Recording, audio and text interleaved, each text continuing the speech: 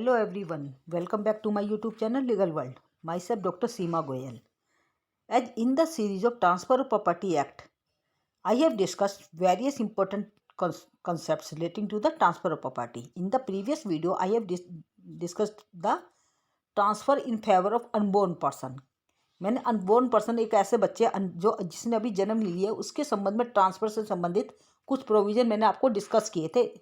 आज मैं कुछ और नए प्रोविजंस डिस्कस करने वाली हूँ, जैसे कि number 1 that is conditional president and conditional subsequent. कि कंडीशन प्रेसिडेंट और कंडीशन सब्सिक्वेंट के बीच में क्या अंतर होता है, क्या आप जानते हैं? कि सबसे पहले हम इसके बारे में हमें पता होना चाहिए कि कंडीशनल ट्रांसफ़र क्या होता है। Firstly I will discuss with the conditional transfer. If we talk about the conditional transfer, when an interest is created on the transfer of the property, यदि कोई इंटरेस्ट जो है वो तभी क्रिएट होगा, प्रॉपर्टी तभी ट्रांसफ़र हो पाएगी जब वो किसी की कंडीशन के फुलफिलमेंट पर निर्भर करती है। जब वो इस बात पर निर्भर करती है कि यदि वो सब कंडीशन जो उसके ऊपर लगाई जा रही है यदि वो पूरी होगी तभी आप वो प्रॉपर्टी को ट्रांसफ़र करेंगे। तो ऐसी स्थिति में ये कहा जाता है कि वो जो ट्रांसफ़र है that is the conditional transfer. So this means when an interest is created on the transfer of property but is made to depend upon the fulfillment of certain condition, वो कंडीशन पर depend कर रही है कि वो condition पूरी होगी तभी वो प्रॉपर्टी ट्रांसफ़र होगी, अदरवाइज प्रॉपर्टी ट्रांसफ़र नहीं होगी। तो इस तरह का जो ट्रांसफ़र होगा ना उसको कंडीशनल ट्रांसफ़र कहा जाता है। सच ए ट्रांसफ़र में भी subject to the condition precedent और कंडीशन सब्सिक्वेंट। जब आप इस तरह के ट्रांसफ़र की बात करते हैं, कंडीशनल ट्रांसफ़र की बात करते हैं, तो यहाँ पे कंडीशनल प्रेसिडेंट भी हो सकता है और कंडीशनल सब्सिक्वेंट भी हो सकता है। सबसे पहले हम बात करते हैं conditional precedent. If the interest is made to accrue on the fulfilment of a condition, the condition is just to be known as condition precedent. यदि हमें ये लगता है कि भी कोई कंडीशन ऐसी शुरू में जब आप कोई ट्रांसफ़र करने वाली बात आती है और आप उस पर एक कंडीशन लगाते हैं कि ये कंडीशन पूरी होगी तभी प्रॉपर्टी ट्रांसफ़र होगी, तो इसको कहा जाता है कंडीशन प्रेसिडेंट. फॉर एग्जाम्पल मैं आपसे कहती हूँ कि ए कहता है कि मैं बी के नाम में तभी लैंड ट्रांसफ़र करूँगा यदि बी सी से शादी कर ले, और बी सी से शादी कर लेता है तो नेचुरली ये that is the condition president. तो यहाँ पे ये जो कंडीशन उस पर लगाई जा रही है वो कंडीशन प्रेसिडेंट है कि बी सी से शादी करेगा तभी वो ट्रांसफ़र होगी प्रॉपर्टी, तो इसको कहा जाता है कंडीशन प्रेसिडेंट. तो कंडीशन प्रेसिडेंट के लिए आप जानते हैं कि वैलिडिटी ऑफ द कंडीशन के लिए क्या वैलिडिटी होनी चाहिए, तभी वो ट्रांसफ़र वैलिड ट्रांसफ़र माना जा सकता है यदि ये शर्तें पूरी होंगी. इसके अंदर आप जब देखेंगे तो सेक्शन 25 के अंदर कुछ कंडीशंस दी गई हैं. Number 1, the condition must not be impossible to fulfil. Condition ऐसी नहीं होनी चाहिए कि जो असंभव हो पूरी करनी. कंडीशन ऐसी होनी चाहिए जो संभव हो, पूरी करनी संभव हो. अब मैं जैसे मैंने तुमसे कहा कि ए बी से कहता है कि यदि आप सी से शादी करेंगे तभी वो प्रॉपर्टी ट्रांसफ़र होगी, और मान के चलो सी की शादी पहले से ही डी से हुई है, तो नेचुरली कि बी सी से शादी नहीं कर सकता, तो वो असंभव कंडीशन हो जाएगी, तो वो कंडीशन वैलिड नहीं मानी जाएगी. तो ऐसी कंडीशन में ये कहा जाता है कि जो कंडीशन उस पर लगाई जा रही है वो इम्पॉसिबल नहीं होनी चाहिए, असंभव नहीं होनी चाहिए. Second one is condition must not B forbidden by the law. Condition ऐसी नहीं होनी चाहिए जो कानून के द्वारा गलत इलीगल हो. इलीगल कंडीशन कभी भी नहीं होनी चाहिए, तभी वो यदि वो कंडीशन फॉरबिडन बाय लॉ है तो वो कभी भी वैलिड कंडीशन नहीं मानी जाती. आपने सेक्शन 25 में द इंडियन कॉन्ट्रैक्ट एक्ट पढ़ा था, उसके अंदर कई कंडीशन दी हुई थी जो फॉरबिडन बाय लॉ बताई गई थी. तो वो सभी शर्तें जो फॉरबिडन बाय लॉ जो इंडियन कॉन्ट्रैक्ट एक्ट के अंदर आपने पढ़ी थी वो यहाँ भी लागू होंगी. Third is it should not be such A nature that it permitted it would defeat the provisions of the law. मान के चलो वो इस तरह की प्रकृति की नहीं होनी चाहिए, वो कंडीशन जो आप लगा रहे हैं वो इस तरह की प्रकृति की नहीं होनी चाहिए कि यदि उसको पूरा किया जाए तो लॉ के किसी भी प्रोविजन का उल्लंघन करे, कानून के किसी भी प्रोविजन का उल्लंघन करे. वो कंडीशन ऐसी नहीं होनी चाहिए. Next one is condition should not B fraudulent. जो कंडीशन है वो फ्रॉडलेंट नहीं होनी चाहिए, मतलब फ्रॉड का सहारा नहीं लिया जाना चाहिए उस कंडीशन को पूरा कराने के लिए, तो वो भी एक शर्त मानी जाती है. इसके अलावा the condition should not be such that as to cause the injury to the person और प्रॉपर्टी ऑफ द अनदर. मान के चलो वो कंडीशन ऐसी कोई नहीं होनी चाहिए कि वो दूसरे व्यक्ति की प्रॉपर्टी को नुकसान पहुंचाए, किसी दूसरे व्यक्ति की संपत्ति को नुकसान पहुंचाने वाली कंडीशन हो, तब भी वो कंडीशन वैलिड कंडीशन नहीं मानी जाएगी. Next one is condition should not be immoral और अपोज टू पब्लिक पॉलिसी. यदि आप कोई ऐसी कंडीशन लगा रहे जो इमोरल है, अनैतिक है, या पब्लिक पॉलिसी के विपरीत मानी जा रही है, तो वो कंडीशन भी कभी भी वैलिड कंडीशन नहीं मानी जाती। और इस तरह की जो कंडीशन होती हैं तो वो कहीं ना कहीं आप कहते हैं they are forbidden by the law as per section 25 of the Indian Contract Act. मैंने आपको बताया ना सेक्शन 25 के अंदर इसका जिक्र किया गया है। तो कोई भी कंडीशन यदि वो इमोरल है, फॉरबिडन बाय लॉ है, डिसमिस या इस तरह के नेचर की यदि उसको पूरा किया जाए तो वो कहीं ना कहीं कानून के किसी ना किसी प्रोविजन का उल्लंघन करेगी, या वो फ्रॉडलेंट कंडीशन है, या फिर वो ऐसी कंडीशन है जिसकी वजह से किसी दूसरे व्यक्ति की प्रॉपर्टी को नुकसान पहुंचेगा। तो इस तरह की जितनी भी कंडीशन होती हैं वो कभी भी वैलिड कंडीशन नहीं मानी जाती। और कंडीशन ऐसी भी नहीं होनी चाहिए कि वो इम्पॉसिबल हो, मतलब उसको पूरा करना संभव ही ना हो, तो ऐसी कंडीशन को भी वैलिड कंडीशन नहीं माना जाएगा। और यदि इनमें से इस तरह की कोई कंडीशन है तो वहाँ पे जो ट्रांसफर प्रॉपर्टी का होगा वो वैलिड ट्रांसफर नहीं माना जाता, वो कंडीशन शुरू से ही वाइड मानी जाएगी। तो इसके अलावा जब हम बात करते हैं कंडीशन प्रेसिडेंट और कंडीशन सब्सिक्वेंट की, तो इनके बीच में क्या अंतर कहेंगे आप? If we talk about the difference between the condition precedent and condition subsequent, in the condition precedent, यदि हम कंडीशन प्रेसिडेंट की बात करते हैं तो condition comes before the interest. Condition interest को पूरा करने से पहले कही जाएगी कि वो इंटरेस्ट तभी पूरा होगा, आपका प्रॉपर्टी के अंदर आप हिस्सेदार तभी बन पाएंगे जब आप उस कंडीशन को पूरा कर देंगे। तो इस तरह की जो कंडीशन होती है उसको कहा जाता है कंडीशन प्रेसिडेंट। तो दिस मीन्स द कंडीशन, मतलब जो आपकी कहीं ना कहीं that creates comes before the interest, वो आपके इंटरेस्ट से पहले आएगी। And in while in the cases of condition subsequent, यदि हम कंडीशन सब्सिक्वेंट की बात करते हैं, the interest is created before the condition, मतलब वो कंडीशन पूरा होने से पहले इंटरेस्ट क्रिएट किया जाएगा, तो वो कंडीशन सब्सिक्वेंट कहलाई जाएगी। मतलब प्रॉपर्टी आपको पहले ट्रांसफर करनी पड़ेगी। मैं आपको एग्जांपल देती हूँ, जैसे मैंने अभी आपसे कहा कि ए बी से शादी करेगा, तो ए बी से शादी करेगा तभी ए के नाम में प्रॉपर्टी ट्रांसफर होगी, तो नेचुरली कि वो कंडीशन प्रेसिडेंट है। यदि ए ने बी से शादी कर ली तो प्रॉपर्टी ट्रांसफर होगी, अदरवाइज नहीं होगी, that is the condition president. परंतु यहाँ पे मैं इसी बात को दूसरे शब्दों में ये कहती हूँ कि मैं ए बी के नाम में प्रॉपर्टी ट्रांसफर कर रही हूँ, परंतु ए को सी से शादी करनी पड़ेगी, बी से शादी करनी पड़ेगी, तो वो क्या हो जाएगी? Condition subsequent. इंटरेस्ट पहले क्रिएट पूरा हो गया है कंडीशन पूरी होने से पहले, तो वो कंडीशन सब्सिक्वेंट कहलाएगी। परंतु इंटरेस्ट बाद में क्रिएट होगा और शर्त पहले पूरी होगी तो कंडीशन प्रेसिडेंट कहलाएगी। तो this is the difference between these two, ये दोनों के बीच में डिफरेंस माना जाता है। इसके अलावा नेक्स्ट प्रोविजन हमारा है that is there are illegal restraints on the certain alienation. यहाँ पे क्या कहेंगे? There are condition restraining the transfer of the property in transfer of property act, there are certain condition. यहाँ पे कुछ ऐसी कंडीशन है जो कहीं ना कहीं प्रॉपर्टी को ट्रांसफर करने से रोकती है। वो कौन सी कंडीशन हो सकती है? If we talk about the section 10 to 18 of the transfer of property act, यदि हम सेक्शन 10 से लेकर 18 तक के ट्रांसफर ऑफ प्रॉपर्टी एक्ट के प्रोविजन देखें, they deals with the various types of conditions that can और can not be imposed while transferring the delivery of the property. कि यहाँ पे कुछ ऐसी कंडीशन है जिनको वैलिड माना जाएगा और कुछ ऐसी कंडीशन है जिनको वैलिड नहीं माना जा सकता। तो यहाँ पर कुछ कंडीशन की बात हम करेंगे। सबसे पहले हम बात करते हैं सेक्शन 10 की। सेक्शन 10, 11, 12, जैसे हम शुरू के सेक्शन लेते हैं 10, 11, 12। यदि हम सेक्शन 10, 11, 12 की बात करते हैं transfer of property act, they contain certain provisions, they contain certain conditions under which restraining of the alienation of the property by the transferee is wide.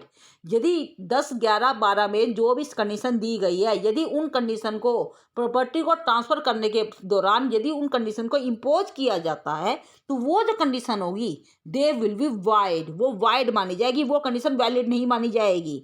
It also contain certain exceptions where these conditions may be valid.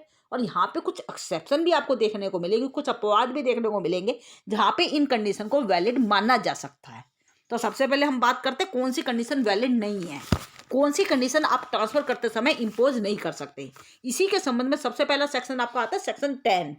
Section 10 that deals with the condition restraining alienation, जो आपकी alienation of property को रोकती हैं। तो in section 10 we says that the condition restraining the alienation would be void. यदि कोई condition ऐसी लगाई जाती है ट्रांसफर करते समय जो कहीं ना कहीं उसको फ्री इंजॉयमेंट करने से रोक रही है, तो वो जो कंडीशन होगी ना वो वाइड मानी जाएगी, वो कंडीशन कभी भी वैलिड नहीं होगी। As per section 10 where the property is transferred subject to the condition absolutely restraining the transferee from parting with the interest in the property, then that condition will be void। Means जैसे मैं आपको example के through बताती हूँ, A transfer his property to B A ने अपनी property B को इस कंडीशन के साथ ट्रांसफर करी कि बी उस प्रॉपर्टी को कभी भी नहीं बेचेगा। मैंने आपको क्या बताया, ए ने अपनी प्रॉपर्टी बी को ट्रांसफर करते समय ये कंडीशन इम्पोज कर दी कि बी उस प्रॉपर्टी को कभी भी बेच नहीं सकता, और सेल यदि वो बेचने की कोशिश भी करता है तो या फिर वो एक पार्टिकुलर व्यक्ति का नाम देता है कि उसी को बेचेगा, भी वो सी को ही बेचेगा मान के चलो। तो क्या ये कंडीशन वैलिड हो सकती है? No, such a condition can not be a valid condition, क्योंकि ये उसको एब्सोल्युटली रेस्ट्रिक्ट कर रही है, रेस्ट्रेन कर रही है उसको ट्रांसफर करने से। तो वहां पे ट्रांसफरी के इंटरेस्ट को वो कहीं ना कहीं इंटरफियर करेगी। तो यहाँ पे इस तरह की जो कंडीशन है ना, दैट विल बी वाइड, वो वैलिड कंडीशन कभी भी नहीं मानी जाएगी, वो वाइड होगी as per section 10 of the transfer of property act.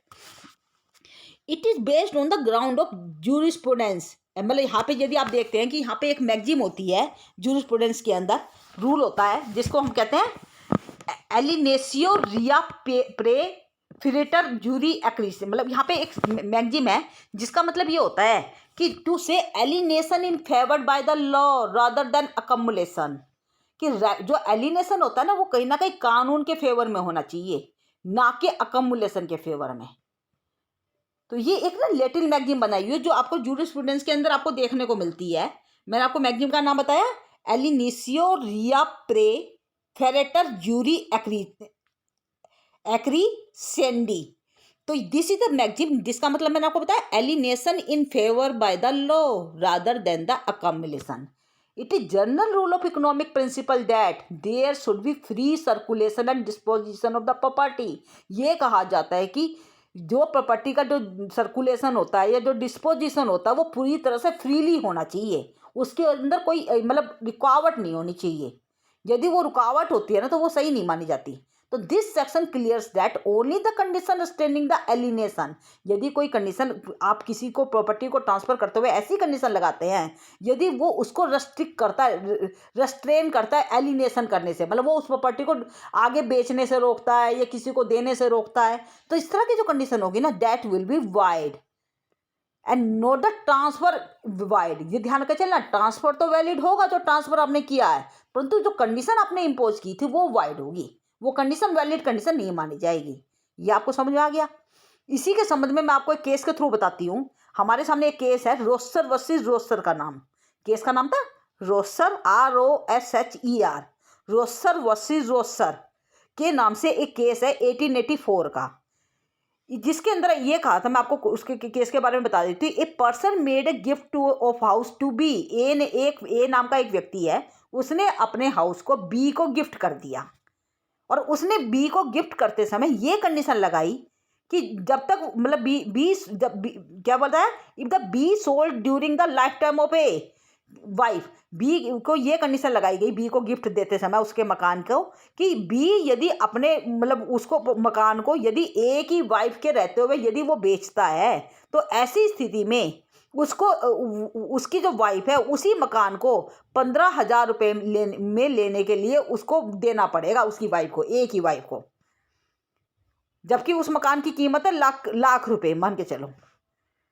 तो यहाँ पे आप क्या कहेंगे, क्या ये जो कंडीशन है जो उन्होंने ए ने बी को मकान देते हुए लगाई थी, क्या वो वैलिड कंडीशन है? No, it is not a valid condition. This was held by the court. ये कोर्ट के द्वारा कहा गया था।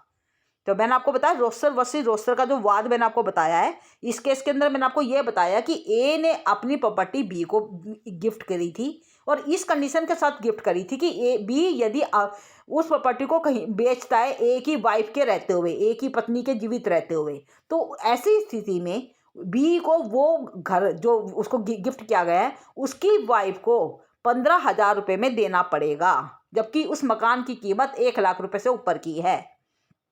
तो such condition was not held to be valid condition.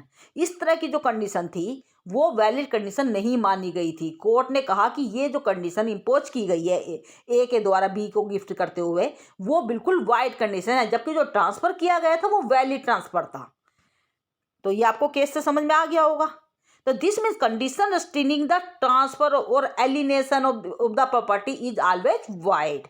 यदि कोई कंडीशन एलिनेट करते हुए दी लगाई जाती है तो वो कहीं भी वैलिड नहीं मानी जाती है, वो वाइड मानी जाती है। Hence partial restraint will may be allowed. जो पार्शियल रेस्ट्रेंट है उसको तो अलाउ किया जा सकता है, परंतु पूरी तरह से यदि एब्सोल्यूट कंडीशन लगाई जा रही है ना तो उसको कभी भी वैलिड नहीं माना जाएगा। ये आपको ध्यान रखना है। तो an absolute restraint takes away the power of the alienation, क्योंकि जो एब्सोल्यूट रेस्ट्रेंट होता है ना वो पावर ऑफ एलिनेशन को कहीं ना कहीं रोक देता है पूरी तरह से, और वो पावर ऑफ एलिनेशन रोकना सही नहीं है, वो पब्लिक इंटरेस्ट में गलत माना जाता है। दिस मीन्स वहाँ पे जो कंडीशन यदि कोई भी कंडीशन जो एब्सोल्यूट रेस्ट्रेंट करने से प्रॉपर्टी को रोक रही है तो वो कंडीशन कभी भी वैलिड कंडीशन नहीं मानी जा सकती, and that will be void, वो पूरी तरह से वाइड मानी जाएगी। यहाँ तक आपको समझ में आ गया है? हाँ जी, इसके अलावा मैं आपको एक केस और बताती हूँ। यहाँ पे केस का नाम था रीनान वर्सेस तुरनग्यान के नाम से केस है। रोनैंड वर्सेस TOURANGEON टूरनगन के नाम से केस था, जिस केस के अंदर एक कंडीशन इम्पोज की गई थी ट्रांसफरर के द्वारा ट्रांसफरी के ऊपर, कि उन्होंने ये कहा था कि इस प्रॉपर्टी को जो मैं तुम्हें दे रहा हूँ, बेच रहा हूँ, उस प्रॉपर्टी को आप 20 साल तक उसको किसी और को नहीं देंगे। तो यहाँ पे क्या बताया मैंने, एक condition that the transferee shall not be transfer the property for a period of 20 year. उन्होंने ये कहा, ट्रांसफरर ने प्रॉपर्टी को ट्रांसफर करते हुए समय ये कंडीशन लगाई कि ट्रांसफरी उस प्रॉपर्टी को 20 साल तक किसी को भी नहीं दे सकता, ट्रांसफर नहीं कर सकता। तो कोर्ट ने ये कहा था कि ये जो कंडीशन इम्पोज की गई है that will be a wide condition, वो पूरी तरह से वाइड कंडीशन मानी जाएगी।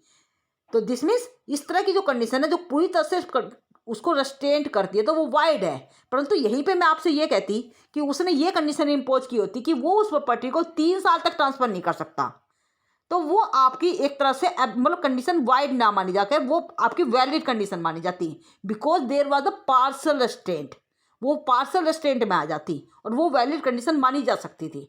परंतु यहाँ उसने 20 साल के लिए उस पर रोक लगा दी है, तो that will not be a valid condition, वो वैलिड कंडीशन नहीं मानी जा सकती। हाँ, इसी के संबंध में कुछ एक्सेप्शन भी है जहाँ पे ये कंडीशन वैलिड मानी जा सकती है, जैसे कि आप लीज के केसेस में लीजिए या मैरिड वोमेन के केसेस में लीजिए। तब जब आप इस तरह की एब्सोल्यूट ट्रांसफर पे जो कंडीशन डाल रहे हैं वो वैलिड मानी जा सकती है। मान के चलो लीज की बात करते हैं, when the condition is for the benefit of the lessor, यदि कोई कंडीशन ऐसे इम्पोज की जा रही है यदि वो लीजर के बेनिफिट के लिए है तो वो वैलिड कंडीशन मानी जाएगी। So a condition in lease that lessee should not sublet the assignee is valid. मैंने लीजर ने लीजी को कोई जमीन दी कुछ समय के लिए, और वो लीजी पे ये कंडीशन लगाता है कि वो किसी और को नहीं देगा, वो जो जमीन दी गई है उसे। नेचुरली वो कंडीशन लीजर के बेनिफिट के लिए है और वो वैलिड कंडीशन मानी जाएगी। The reason behind the exception is that landlord should have the free choice। भाई लैंडलॉर्ड जो मकान का मालिक है, जो जमीन का मालिक है, उसकी चॉइस फ्री चॉइस होनी चाहिए कि वो उसको किसी को पोजेशन देना चाहता है या नहीं देना चाहता। तो नेचुरली वहाँ पे जो कंडीशन होती है ना वो वैलिड मानी जा सकती है। दूसरा केस मैंने आपको बताया, एक्सेप्शन बताया, married women. A condition restraining the alienation may be imposed when the property is transferred in the favor of the woman। Married women, यदि मैरिड वोमेन के संबंध में यदि कोई मतलब प्रॉपर्टी ट्रांसफर की जा रही है तो वो भी वैलिड कंडीशन मानी जा सकती है। क्या मतलब कि यदि आपको पता है कि जब मैरिड वोमेन के संबंध में कोई प्रॉपर्टी ट्रांसफर की जाती है तो वहाँ पे ये देखा जाता है क्योंकि उसको यदि पूरी तरह से ट्रांसफर की वो दे दी तो हो सकता है कि उसका गलत फायदा उठा लिया जाए। वोमेन की जो प्रॉपर्टी है उसको आगे उसके घर वाले हैं उसको ज़बरदस्ती ट्रांसफ़र करवा दें, तो वहाँ पे कंडीशन इम्पोज की जा सकती है क्योंकि वो मैरिड वोमेन के कहीं ना कहीं फेवर में होती है। तो that is a valid condition, वहाँ पे ये एक्सेप्शन में आ जाती है। तो यहाँ तक आपको समझ में आ गया कि जैसे कि आपको पता है कि हमारे हिंदुओं में प्रॉपर्टी को ट्रांसफ़र किया जाता है वो क्योंकि वोमेन को कोई भी मकान का कोई दे दिया जाता है या कोई गाड़ी वगैरह दे दी जाती है तो ये कह दिया जाता है कि इस प्रॉपर्टी को वो आगे नहीं देगी। तो नेचुरली इस तरह की जो कंडीशन होती है ना that will be a valid condition, वो वैलिड कंडीशन मानी जाती है। तो ये आपको मैंने सारा का सारा सेक्शन 10 के संबंध में बताया है जहाँ पे condition restraining the transfer of the property will B a wide condition.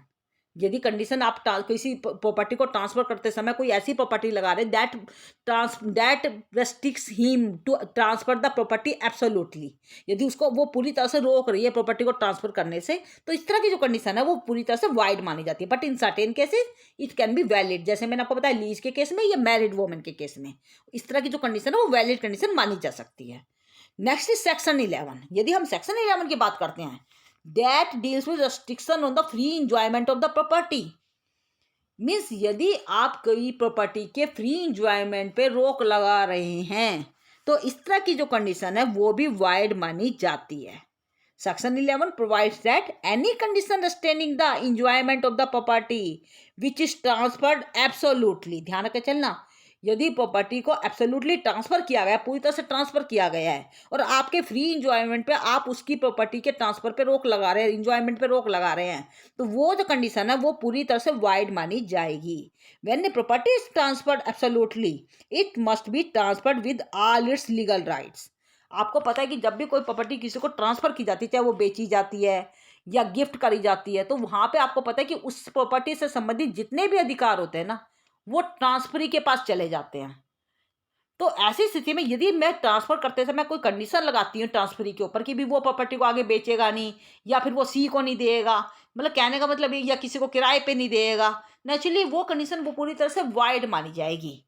तो क्या बताया मैंने आपको कि when a property is transfer absolutely, absolutely मतलब समझे ना, पूरी तरह से ट्रांसफर की जा रही है। और एब्सोल्युटली कब ट्रांसफर की जाती है? मान के चलो बेचने, सेल के द्वारा या गिफ्ट के द्वारा, आपको पता है सेल के द्वारा या गिफ्ट के द्वारा ट्रांसफर की जाती है, तो वहां पे एब्सोल्यूट पूरी तरह से ट्रांसफर किया जा रहा है प्रॉपर्टी को।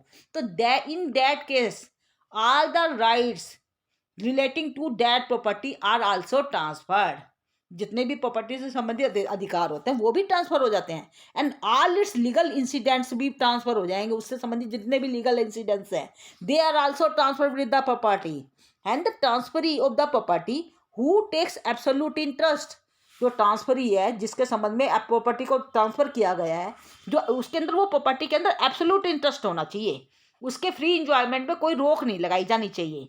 यदि आप उसके फ्री इंजॉयमेंट में रोक लगा रहे हैं ना तो वो जो कंडीशन है वो कहीं ना कहीं वाइड कंडीशन मानी जाती है। तो क्या कहेंगे?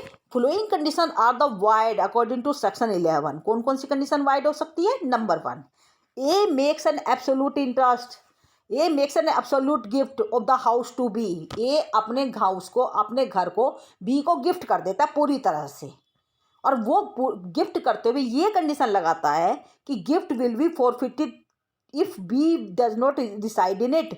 वो ये कहता है कि बी यदि उस घर के अंदर नहीं रहेगा, मैंने जिसको गिफ्ट करी है, मैं ये कहती हूँ कि यदि आप उस घर के अंदर यदि नहीं रहोगे ना तो वो जो गिफ्ट है वापस मेरे पास आ जाएगा, वो फॉरफिट हो जाएगा, खत्म हो जाएगा। तो क्या ऐसी कंडीशन वैलिड हो सकती है? No, such a condition can not be a valid condition, क्योंकि गिफ्ट के द्वारा जब प्रॉपर्टी का ट्रांसफर किया जा रहा है that is an absolute transfer of the property, वो एब्सोल्यूट ट्रांसफर माना जाता है। और प्रॉपर्टी से संबंधित जितने भी लीगल इंसिडेंट्स होंगे they are also transferred with the gift, वो प्रॉपर्टी के गिफ्ट के साथ कहीं ना कहीं वो भी ट्रांसफर हो जाएंगे। तो आप इस तरह की कंडीशन इंपोज नहीं कर सकते। The transferee should always let the lessee at a definite rents और cultivate it in a particular manner. जब आप मान के चलो, मैं जैसे कहती हूँ कि लीज, मैं अपनी लैंड को लीज पे देती हूँ, किराए पे देती हूँ, अपने मकान को मैं किराए पे दे देती हूँ किसी को, और नेचुरली कि मैं उसको एक पार्टिकुलर एक पीरियड ऑफ टाइम के लिए देती हूँ, तो कहीं ना कहीं वहाँ पे प्रॉपर्टी के रिलेटेड सारे राइट वहाँ पे नहीं ट्रांसफर होते। आपको पता है कि वहाँ पे प्रॉपर्टी से रिलेटेड सारे राइट कभी भी ट्रांसफर नहीं होंगे। There is no absolute transfer of the property.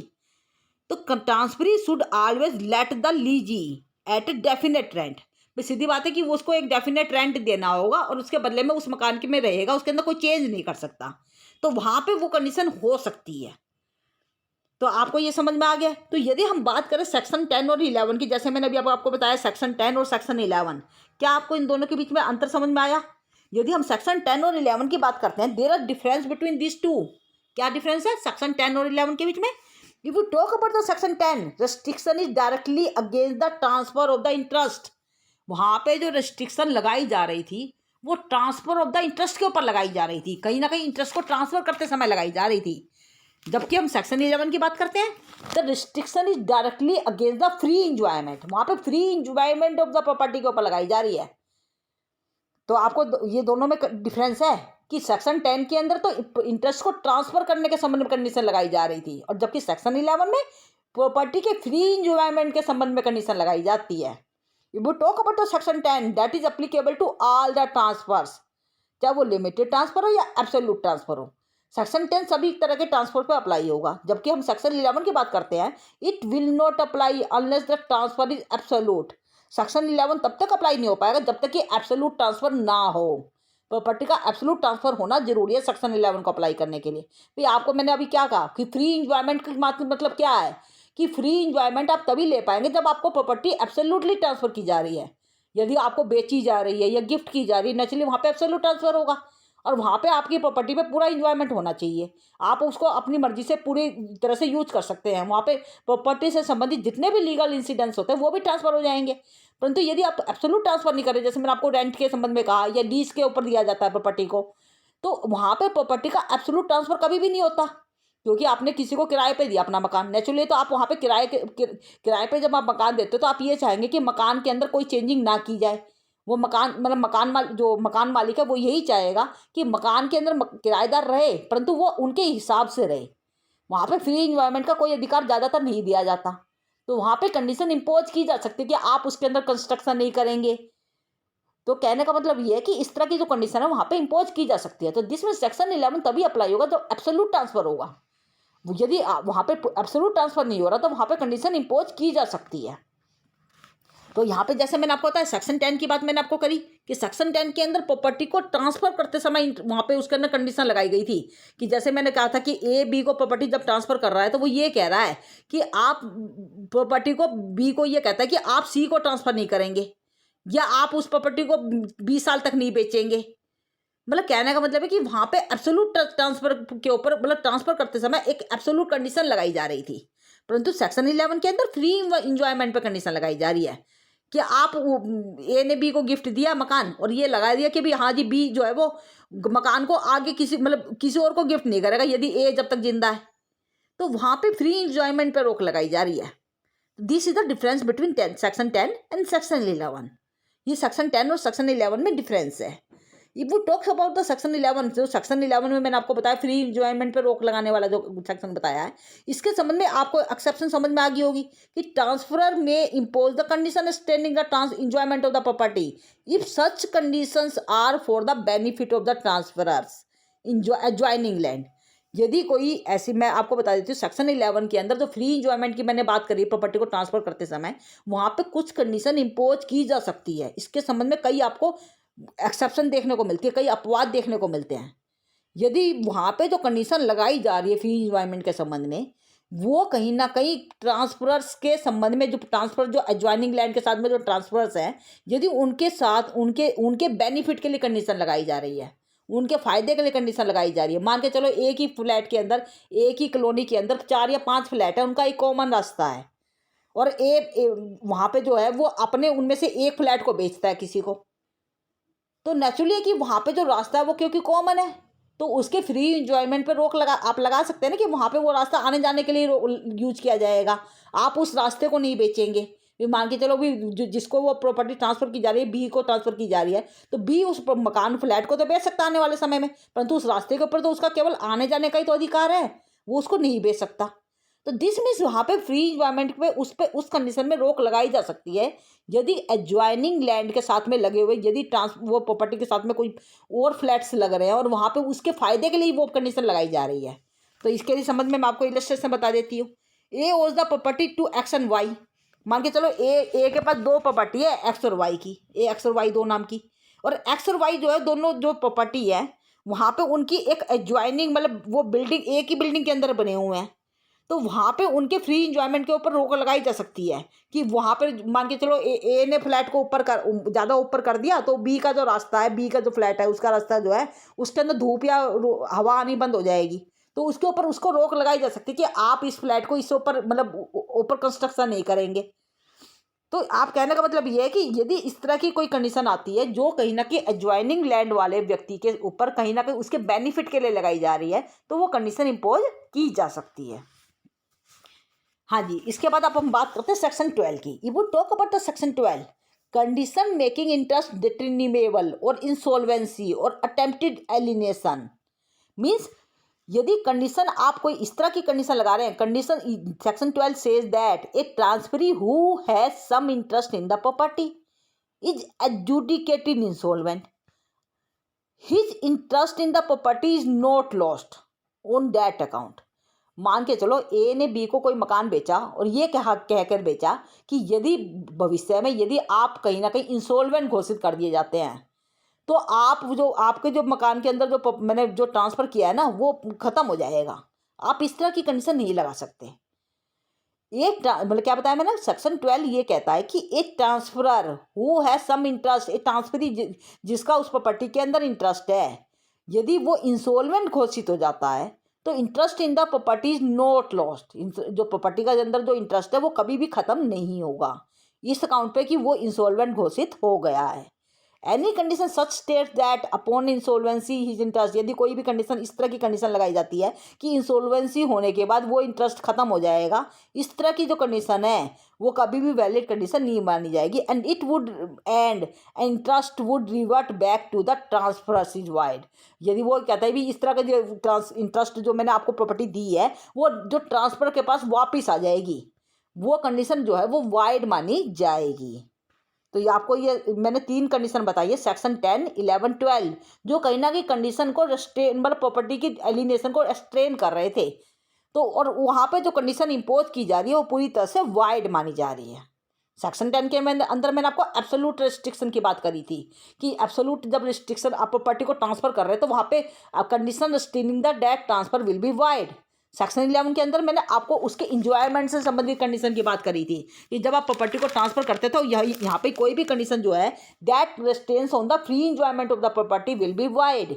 और सेक्शन 12 के अंदर मैंने आपको बताया कि condition making interest determinable on the insolvency will be void. यदि कोई कंडीशन ऐसी लगाई जाती है कि आप इंसॉल्वेंट घोषित हो जाते हैं तो वो प्रॉपर्टी वापस मेरे पास आ जाएगी, इस तरह की जो कंडीशन होगी दैट विल बी वाइड, वो कभी भी वैलिड कंडीशन नहीं मानी जाएगी। तो ये आपको मैंने सेक्शन 10, 11 और 12 के संबंध में बताया है। ये वो टॉक अबाउट द सेक्शन 25, जैसे मैंने आपको बताया ट्रांसफर सब्जेक्ट टू इलीगल और इम्प्रैक्टिकेबल कंडीशन और impossible condition will also be wide. Naturally है कि कोई ऐसी कंडीशन लगाई जाती है कि वो जो ट्रांसफर है वो मतलब क्या क्या बताया मैंने, इम्पॉसिबल, मतलब कोई कंडीशन ऐसी है जो इम्पॉसिबल है, जिनको फुलफिल करना ही पॉसिबल नहीं है। अब मैं तुमसे ये कह दूँ कि आप चांद तारे तोड़ के लाओगे तभी मैं आपके प्रॉपर्टी नाम करूँगी, वो कंडीशन ही पॉसिबल नहीं है नेचुरली, तो वो कंडीशन वैलिड कैसे हो सकती है? And that will be void, वो वाइड हो जाएगी। तो यहाँ पे अब या मैं ए को ए जो है बी को कहता है कि यदि आप सी से शादी करेंगे तभी मैं आपको प्रॉपर्टी ट्रांसफर करूंगा। नेचुरली वो कंडीशन, और सी पहले से किसी से शादी की हुई है, सी की शादी पहले डी से हुए है, तो नेचुरली वो जो कंडीशन लगाई जा रही है बी के ऊपर दैट विल बी वाइड, वो कंडीशन वैलिड मानी नहीं जा सकती। तो condition restraining the alienation of the property will be wide. तो ये आपको समझ में आ गया। सेक्शन 25 के अंदर मैंने आपको बताया इमोरल कंडीशंस, जो इमोरल कोई कंडीशन इमोरलिटी के खिलाफ है, फोरलैंड कंडीशंस है, या कंडीशन ऐसी लगाई जा रही है जो कहीं ना कहीं पब्लिक पॉलिसी के विपरीत जा रही है, या इस कंडीशन को पूरा होने के बाद किसी व्यक्ति को प्रॉपर्टी को नुकसान पहुंच सकता है, तो इस तरह की जो कंडीशन होती है ना they always be wide under the section 25। Section 25 के हिसाब से वो सारी कंडीशन वाइड मानी जाएगी। तो यहाँ तक आपको मैंने क्लियर कर दिया। और सेक्शन 13, 14, 15 ये मैं पहले ही आपको प्रीवियस वीडियो में क्लियर कर चुकी हूँ, जो आपके अनबोर्न पर्सन से रूल अगेंस्ट परपेचुइटी से संबंधित थे। तो ये आपको मैं पहले वाली वीडियो में ही कंप्लीट कर चुकी हूँ। If you have any doubt then you must put down in the comment section and don't forget to like, share and subscribe this channel for the further update. Thank you.